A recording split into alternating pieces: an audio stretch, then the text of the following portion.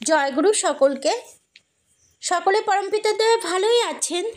এখন থেকে আমার চ্যানেলটি নামকরণ পম্পার পাঁচমিশালি কবিতার পরিবর্তে পম্পার কথামালা এই নামে সার্চ করলে আপনারা আমার চ্যানেলটিকে দেখতে পাবেন।